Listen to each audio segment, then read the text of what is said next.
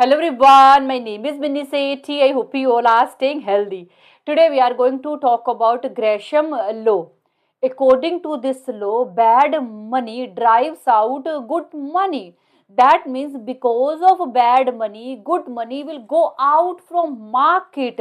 So better money will disappear from market and goes into lockers of people, while low quality money will stay in market. For example, you have two 500 rupees notes. One is slightly torn and very dirty, but other one is fresh and new. While purchasing sweets or vegetables, you will try to pass on a bad note, means you will try to pass on a dirty note, while you will keep a fresh or new note in your pocket. So here you can see bad note have driven out good note in circulation. So according to this law, bad money drives out good money. We will see one more example. Suppose you have a box in which consists 10 chocolates. 5 are premium silk chocolate which called good ones, but 5 are local candies which called bad ones. Suppose one guest came into your home, you will try to give them cheap candies and will hide silk chocolates in your fridge so that after some time period when they go you can eat them. So here you can see because of bad quality chocolates, good quality chocolates are not able to come out.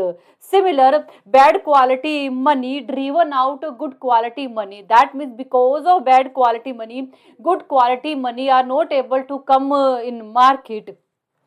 Good money versus bad money.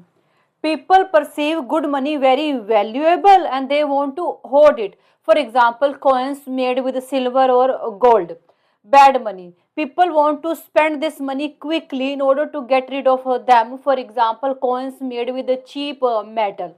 Before 1965, half of USA dollar were made of 90% silver. But when government introduced new coins with 40% silver, then they observe coins made with 90% silver start disappearing from market because people were holding them for its metal value.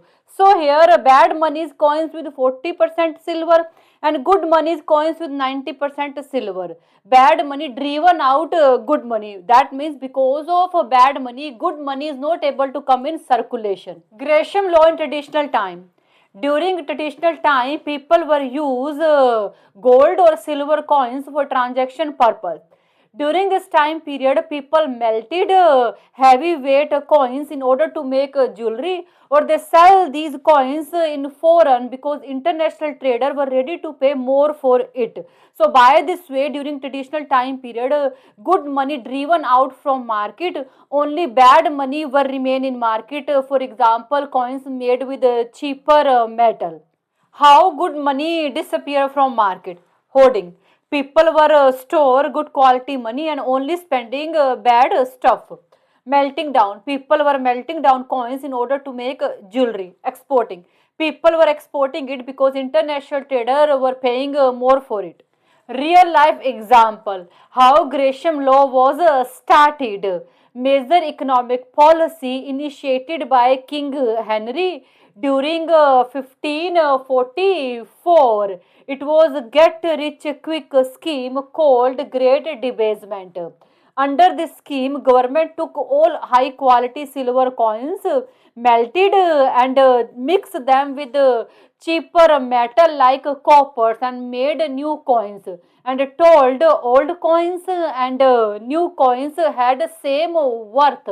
Then Sir Thomas Gresham observed citizens, traders, merchants start hoarding high value old silver coins. Only they were circulating cheaper new one coins.